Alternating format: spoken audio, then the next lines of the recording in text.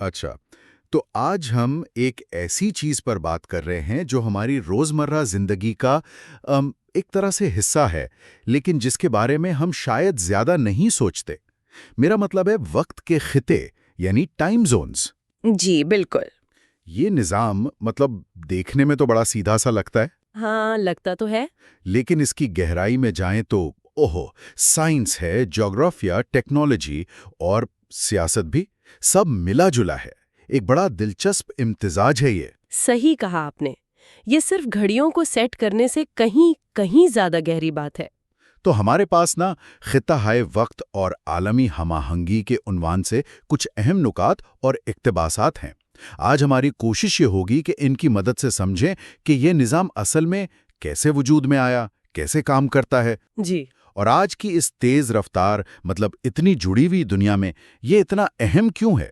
تو آئیے اس موضوع کی گہرائیوں کا جائزہ لیتے ہیں۔ بالکل۔ تو آئیے بنیادی تصور سے شروع کرتے ہیں۔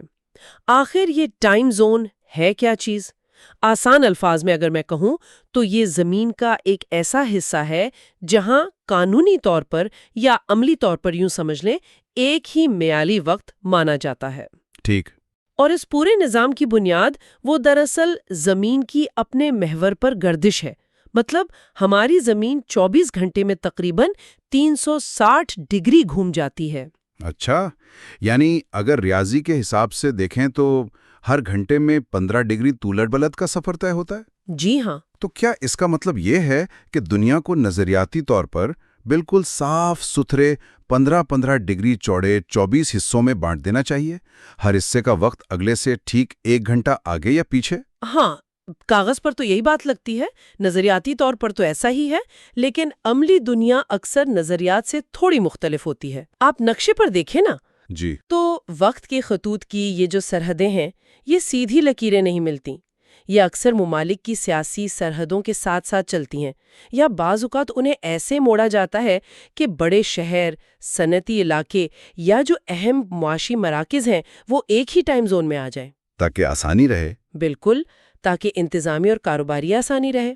یہ بات تو بڑی دلچسپ ہے کہ کچھ بہت بڑے ممالک ہیں جو جغرافیائی طور پر دیکھیں تو کئی نظریاتی ٹائم زونز پر پھیلے ہوئے ہیں، لیکن وہ پورے ملک کے لیے ایک ہی وقت مقرر کر دیتے ہیں۔ جی ہاں، چین ایک بڑی مثال ہے۔ اچھا، شاید قومی یکجہتی کے لیے یا انتظامی سہولت کے لیے، اور دوسری طرف کچھ ممالک اپنے مختلف علاقوں کے لیے الگ الگ ٹائم زونز رکھتے ہیں۔ تو یہ کہنا ٹھیک ہوگا کہ یہ نظام قدرت سے زیادہ انسانی ضروریات اور فیصلوں کی پیداوار ہے۔ یقیناً، بالکل انسانی بنایا ہوا نظام ہے یہ، اور اتنے بڑے عالمی نظام کو چلانے کے لیے ایک مرکزی حوالے کی، ایک عالمی معیار کی ضرورت تو پڑنی ہی تھی۔ ظاہر ہے۔ اور یہ کردار ادا کرتا ہے کوآرڈینیٹڈ یونیورسل ٹائم، جسے ہم مختصراً UTC کہتے ہیں۔ اچھا، UTC۔ اکثر لوگ وہ UTC اور پرانے نام GMT یعنی گرینچ مین ٹائم میں کنفیوز ہو جاتے ہیں۔ کیا یہ دونوں ایک ہی چیز ہیں یا ان میں کوئی خاص فرق ہے؟ ان کا تعلق تو ضرور ہے، مگر یہ ایک نہیں ہے۔ دیکھیں، GMT یعنی گرینوچ مین ٹائم وہ ایک پرانا معیار تھا جو لندن کے قریب گرینوچ کی رصدگاہ سے سورج کی پوزیشن پر مبنی تھا۔ اچھا۔ UTC ایک جدید انتہائی درست معیار ہے۔ یہ دنیا بھر میں موجود سینکڑوں ایٹمی گھڑیوں کے اوسط وقت کی بنیاد پر چلتا ہے۔ یہ GMT سے کہیں زیادہ مستحکم اور سائنسی طور پر دقیق ہے۔ او، تو یہ زیادہ پرسائز ہے۔ جی بالکل، UTC ہی وہ صفر نقطہ ہے، وہ بین الاقوامی حوالہ ہے جس سے دنیا کے تمام دوسرے ٹائم زونز کا فرق یعنی آف سیٹ ناپا جاتا ہے۔ اچھا، تو اس کا مطلب یہ ہوا کہ ہر مقامی وقت کو UTC سے کمپیئر کر کے بیان کیا جاتا ہے، جیسے UTC سے 5 گھنٹے آگے یعنی UTC+5 یا UTC سے 8 گھنٹے پیچھے یعنی UTC-8۔ درست فرمایا۔ اور وقت بتانے کے لیے یہ UTC آف سیٹ کا نظام سب سے واضح اور کم الجھن والا طریقہ ہے۔ صرف ٹائم زون کا نام استعمال کرنے سے بعض اوقات غلط فہمی ہو سکتی ہے۔ جیسے مثال کے طور پر IST کا مخفف ہے، اب یہ انڈیا اسٹینڈرڈ ٹائم کے لیے بھی استعمال ہوتا ہے اور آئرلینڈ اسٹینڈرڈ ٹائم کے لیے بھی۔ ہاں، یہ تو گڑبڑ ہو سکتی ہے۔ بالکل، لیکن اگر آپ کہیں کہ میٹنگ 14.00 UTC+5.30 پر ہے تو اس میں کوئی ابہام نہیں رہتا، بالکل واضح ہے۔ اور یہ آف سیٹ جیسا کہ آپ نے ابھی بھارت کی مثال دی، UTC+5.30، یہ ہمیشہ پورے گھنٹے کا نہیں ہوتا۔ میں نے سنا ہے کہ کچھ جگہوں پر، جیسے نیپال میں UTC+5.45 ہے، جی ہاں، نیپال ہے۔ یا ماضی میں کہیں پونے گھنٹے یا آدھے گھنٹے کے آف سیٹس بھی رہے ہیں۔ یہ چیزیں نظام کو تھوڑا اور پیچیدہ بنا دیتی ہیں، ہے نا؟ ہاں، یہ جزوی گھنٹے کے آف سیٹس اکثر تاریخی، سیاسی یا جغرافیائی وجوہات کی بنا پر ہوتے ہیں، لیکن عالمی ہم آہنگی میں جو چیز اس سے بھی زیادہ بڑی پیچیدگی پیدا کرتی ہے وہ ہے ڈے لائٹ سیونگ ٹائم یا DST۔ او DST، ہاں، یعنی گرمیوں میں گھڑیوں کو 1 گھنٹہ آگے بڑھا دینا۔ اس کا عام طور پر جو مقصد بتایا جاتا ہے وہ یہ ہے کہ شام کے وقت دن کی روشنی زیادہ دیر تک ملے، جس سے توانائی کی بچت ہو اور لوگ دن کی روشنی کا بہتر استعمال کر سکیں۔ یہی سرکاری جواز اکثر پیش کیا جاتا ہے، لیکن یہاں ایک دلچسپ بات یہ ہے کہ یہ جو توانائی کی بچت کا دعویٰ ہے نا، یہ کافی متنازع ہے۔ اچھا؟ جی ہاں، شواہد ملے جلے ہیں۔ کچھ تحقیقات سے تو یہ بھی معلوم ہوتا ہے کہ DST کے دوران توانائی کا استعمال کم ہونے کے بجائے شاید بڑھ بھی سکتا ہے۔ وہ کیسے؟ شاید اس لیے کہ لوگ شام کو دیر تک باہر رہتے ہیں، ایئر کنڈیشننگ زیادہ استعمال ہوتی ہے یا دوسری سرگرمیوں میں توانائی صرف کرتے ہیں۔ تو اس کے بنیادی مقصد پر ہی پورا اتفاق رائے نہیں ہے۔ تو اگر اس کا فائدہ ہی مشکوک ہے تو پھر عالمی رابطہ کاری کے لحاظ سے اصل مسئلہ کیا ہے؟ کیا یہ صرف مقامی لوگوں کی پسند ناپسند کی بات ہے؟ نہیں، عالمی رابطے اور خاص طور پر ٹیکنالوجی کے نقطۂ نظر سے اصل چیلنج یہ نہیں کہ DST اچھا ہے یا برا۔ اصل مسئلہ یہ ہے کہ اسے کب اور کیسے لاگو کیا جاتا ہے۔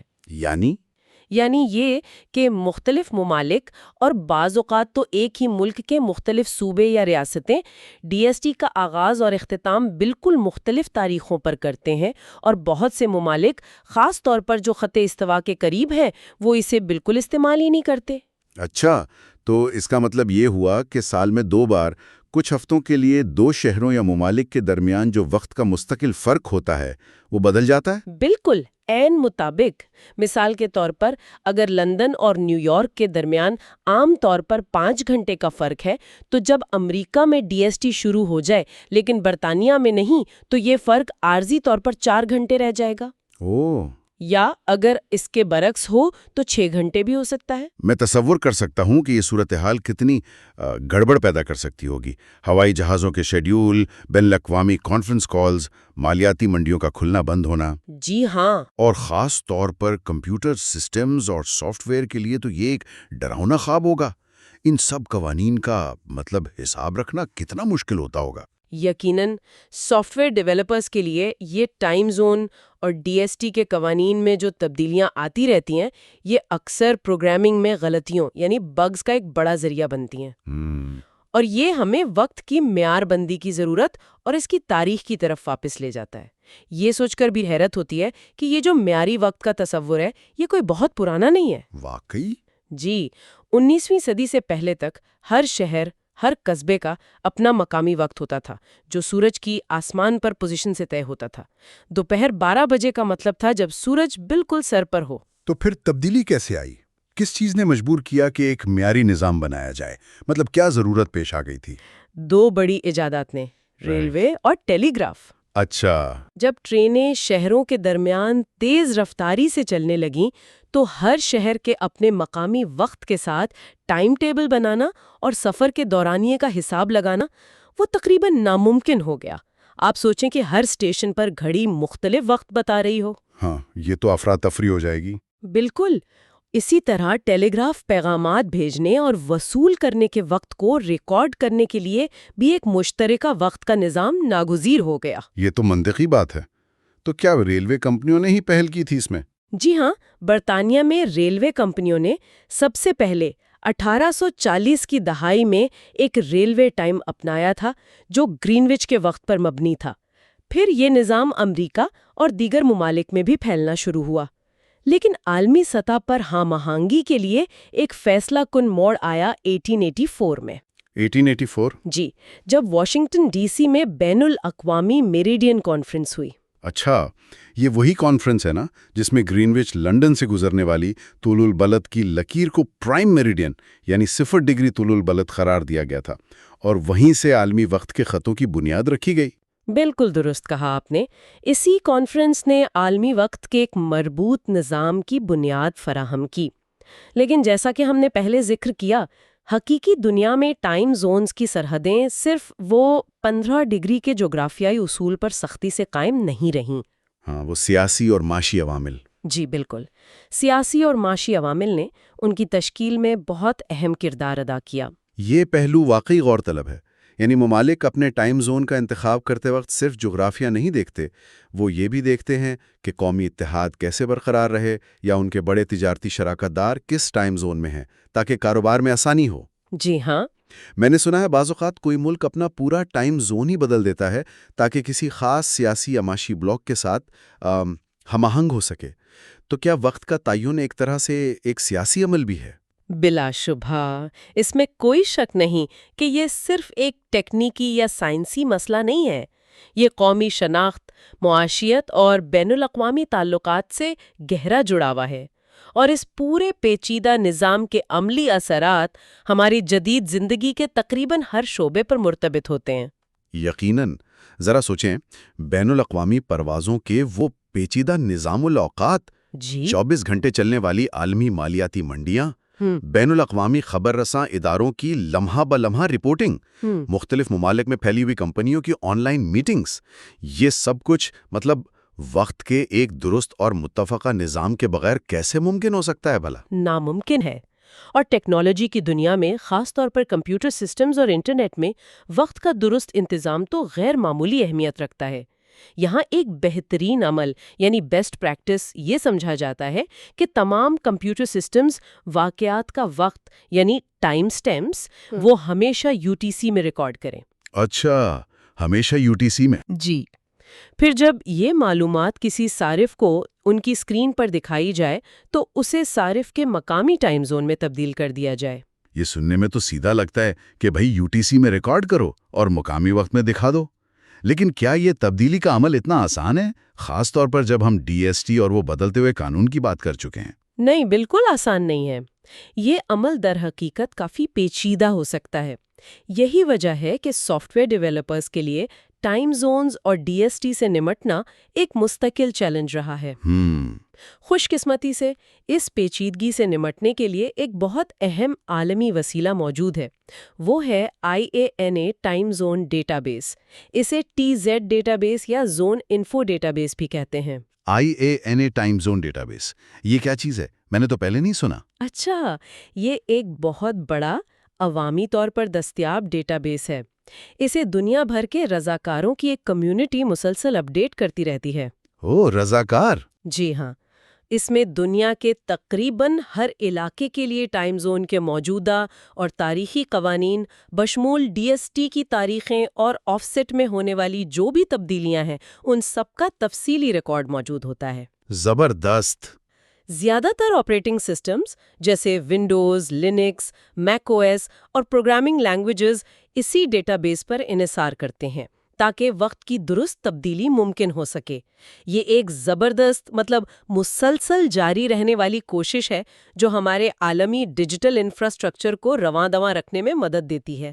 تو گویا اگر کوئی سافٹ ویئر بنا رہا ہے جس میں وقت کا حساب کتاب شامل ہے تو اسے خود سے یہ قوانین بنانے کی کوشش نہیں کرنی چاہیے، بلکہ اس ڈیٹا بیس اور اس پر مبنی جو تیار شدہ لائبریریز ہیں ان کا استعمال کرنا چاہیے. جی بالکل، یہی بہترین طریقہ ہے. اچھا، ایک اور پہلو ہے جس پر نسبتاً کم توجہ دی جاتی ہے، وہ ہے ٹائم زونز اور وقت کی تبدیلیوں کے صحت پر اثرات. صحت پر؟ جی ہاں. ہم میں سے اکثر جیٹ لیگ کے ناخوشگوار تجربے سے تو واقف ہی ہیں. جب ہم تیزی سے کئی ٹائم زونز عبور کرتے ہیں تو ہماری جسمانی گھڑی، جسے سرکیڈین ردم کہتے ہیں، وہ بری طرح متاثر ہوتی ہے. ہاں، نیند خراب ہوتی ہے، تھکاوٹ رہتی ہے.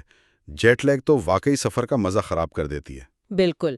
اسی طرح DST کے نفاذ یا خاتمے پر گھڑیوں کی اچانک تبدیلی، چاہے وہ صرف 1 گھنٹے کی ہی کیوں نہ ہو، ہماری نیند کے معمولات اور مجموعی صحت پر منفی اثر ڈال سکتی ہے. 1 گھنٹے سے بھی؟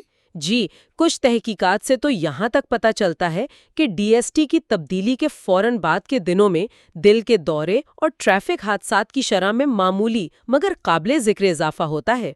یہ ظاہر کرتا ہے کہ ہماری اندرونی گھڑی وقت کی ان تبدیلیوں کے لیے کتنی حساس ہے۔ یہ تو واقعی سنجیدہ بات ہے۔ تو ان تمام پیچیدگیوں، تکنیکی چیلنجز اور صحت کے ممکنہ اثرات کو مد نظر رکھتے ہوئے جب ہم عالمی سطح پر کام کر رہے ہوں یا مختلف ٹائم زونز میں موجود لوگوں سے رابطہ کر رہے ہوں، تو کیا بہترین طریقے ہیں جن پر عمل کیا جائے تاکہ غلط فہمیوں اور مسائل سے بچا جا سکے؟ دیکھیں، سب سے بنیادی اور اہم اصول تو یہ ہے کہ جب بھی وقت کا ذکر کریں، ہمیشہ واضح کریں کہ یہ کس ٹائم زون کا وقت ہے۔ صرف شہر کا نام بتا دینا کافی نہیں، خاص طور پر ڈی ایس ٹی کے دوران جب آف سیٹ بدل سکتا ہے۔ سب سے محفوظ اور واضح طریقہ یہ ہے کہ U T C offset کا استعمال کیا جائے۔ مثلاً ہماری میٹنگ 14.00 UTC+1 پر ہوگی۔ اس میں کوئی شک و شبہ نہیں رہتا۔ ٹھیک، اور اگر آپ کئی لوگوں کے لیے کوئی ایونٹ ترتیب دے رہے ہیں جو دنیا کے مختلف حصوں میں ہیں، ان کا کیا کریں؟ زونز میں بھی بتا دیں۔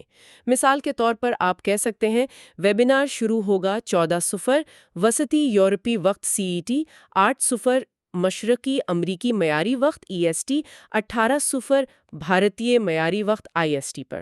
اچھا، یعنی چند مثالیں دے دیں؟ جی، اس طرح ہر کسی کے لیے اپنے مقامی وقت کا اندازہ لگانا آسان ہو جاتا ہے۔ اور ویسے بھی آج کل بہت سے آن لائن کیلنڈر اور شیڈیولنگ ٹولز موجود ہیں جو خود بخود ہی تبدیلی کر دیتے ہیں۔ ہاں، یہ تو ہے۔ اچھا، مستقبل کے بارے میں کیا خیال ہے؟ کیا یہ ٹائم زون کا نظام ہمیشہ ایسا ہی رہے گا؟ کیا اس میں کوئی تبدیلی کی بات ہو رہی ہے؟ مستقبل کے حوالے سے کئی بحثیں اور تجاویز گردش میں رہتی ہیں۔ ایک بڑا موضوع تو جیسا پہلے ذکر ہوا ڈے لائٹ سیونگ ٹائم کو مکمل طور پر ختم کرنے کا ہے۔ اچھا، اسے ختم ہی کر دیا جائے؟ جی، یورپی یونین میں اس پر کافی بحث ہوئی ہے، اگرچہ حتمی فیصلہ ابھی تک نہیں ہوا۔ کچھ لوگ یہ تجویز بھی دیتے ہیں کہ تمام ٹائم زون آف سیٹس کو آسان بنایا جائے، یعنی یہ جو آدھے یا پونے گھنٹے والے آف سیٹس ہیں انہیں ختم کر کے صرف پورے گھنٹے کے آف سیٹس رکھے جائے، تاکہ نظام تھوڑا سادہ ہو جائے۔ بالکل۔ اور کیا کوئی اس سے بھی زیادہ بنیادی تبدیلی کی بات کرتا ہے؟ بنیادی تبدیلی سے کیا مراد ہے؟ ہاں، ایک زیادہ انقلابی خیال ہے، ایک واحد یونیورسل بزنس ٹائم کا جو ہمیشہ UTC پر مبنی ہو۔ ایک ہی وقت پوری دنیا کے لیے؟ کاروبار اور رابطوں کے لیے، جی ہاں۔ اس تصور کے مطابق عالمی کاروبار اور رابطوں کے لیے تمام دفاتر اور ادارے ایک ہی وقت استعمال کریں، چاہے ان کا مقامی شمسی وقت کچھ بھی ہو۔ یعنی لندن میں بھی صبح 9 بجے UTC پر کام شروع ہو اور ٹوکیو میں بھی صبح 9 بجے UTC، چاہے ٹوکیو میں اس وقت مقامی طور پر شام ہو رہی ہو۔ یہ تو بہت ہی بڑی تبدیلی ہوگی۔ مطلب کیا ایسا ممکن بھی ہے؟ لوگ کیسے اپنائیں گے اسے؟ یہ دلچسپ تصورات ضرور ہیں، لیکن حقیقت یہ ہے کہ وقت کے نظام میں کوئی بھی بڑی عالمی تبدیلی لانا انتہائی مشکل کام ہے۔ اس کی کئی وجوہات ہیں۔ ثقافتی ترجیحات ہیں، لوگ صدیوں سے اپنے دن کو سورج کی روشنی کے مطابق گزارنے کے عادی ہیں۔ جی ہاں۔ مختلف علاقوں کی مقامی ضروریات مختلف ہوتی ہیں، مثلاً زراعت یا سیاحت کے حوالے سے۔ اور سب سے بڑھ کر سیاسی عوامل ہیں۔ کسی بھی تبدیلی کے لیے وسیع بین الاقوامی اتفاق رائے درکار ہوگا، جو حاصل کرنا آپ جانتے ہیں آسان نہیں ہوتا۔ تو لگتا ہے کہ مستقبل قریب میں کوئی ایسی ڈرامائی تبدیلی متوقع نہیں ہے؟ زیادہ امکان یہی ہے کہ نظام میں بالتدریج بہتری آتی رہے گی، یعنی وقت کے انتظام کے لیے بہتر اور زیادہ ذہین سافٹ ویئر ٹولز تیار ہوں گے، عالمی سطح پر رابطے کے لیے واضح اصول اور معیارات بنیں گے، اور IANA جیسے ڈیٹا بیس کی مسلسل اپڈیٹس ہوتی رہیں گی تاکہ نظام قانون میں ہونے والی مقامی تبدیلیوں کے ساتھ ہم آہنگ رہے۔ یعنی نظام بہتر ہوتا جائے گا، بدلے گا نہیں۔ شاید یہی کہا جا سکتا ہے۔ یہ نظام شاید کامل نہ ہو، لیکن یہ اربوں لوگوں کو ایک دوسرے سے جوڑنے کا کام تو کر رہا ہے۔ تو آج کی اس ساری گفتگو کا خلاصہ کیا ہے؟ ہم نے دیکھا کہ وقت کے خطے کیسے کام کرتے ہیں، ان کی بنیاد زمین کی گردش میں ہے، لیکن ان کی شکل سیاسی اور عملی ضروریات نے دی ہے۔ جی۔ ہم نے UTC کے مرکزی کردار کو سمجھا، DST جیسی پیچیدگیوں اور ان کے غیر متوقع اثرات پر بات کی، اور اس نظام کے تاریخی پس منظر، ٹیکنالوجی چیلنجز اور یہاں تک کہ صحت پر پڑنے والے اثرات کا بھی جائزہ لیا۔ بالکل۔ یہ واقعی فلکیات، جغرافیہ، ٹیکنالوجی اور سیاست کا ایک حیرت انگیز سنگم ہے۔ یہ بنیادی طور پر ایک انسانی ایجاد ہے جو عالمی سطح پر ہاہنگی اور رابطے کو ممکن بناتی ہے۔ اور اہم بات یہ ہے کہ اس نظام کی بنیادی سمجھ اور تھوڑی سی احتیاط برتنے سے ہم بہت سی الجھنوں اور مسائل سے بچ سکتے ہیں جو مختلف ٹائم زونز میں کام کرتے ہوئے پیدا ہو سکتے ہیں۔ جی ہاں، اور اس گفتگو کے اختتام پر ایک سوچ میرے ذہن میں آ رہی ہے۔ دیکھیں، یہ نظام 19ویں اور 20ویں صدی کی ضروریات یعنی ریل اور ٹیلی گراف کے تحت وضع ہوا تھا۔ جی ہاں۔ آج ہم 21ویں صدی میں ہیں۔ ٹیکنالوجی کہیں زیادہ تیز رفتار ہے، دنیا پہلے سے کہیں زیادہ مربوط ہے، اور مستقبل میں شاید انسان خلا میں بھی بستیاں بسائے گا۔ ایسے میں یہ سوال پیدا ہوتا ہے کہ کیا وقت کا یہ موجودہ نظام مستقبل کی ضرورت کے لیے کافی ہوگا؟ یہ اہم سوال ہے۔ کیا کبھی ایک واحد عالمی وقت کا تصور حقیقت بن سکتا ہے؟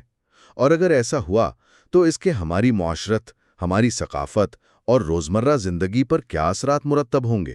یہ وہ سوالات ہیں جو شاید آنے والی نسلوں کو سوچنے پڑیں۔ یہ واقعی ایک گہرا سوال ہے، اور میرے خیال میں وقت ہی بتائے گا کہ مستقبل کیا رخ اختیار کرتا ہے۔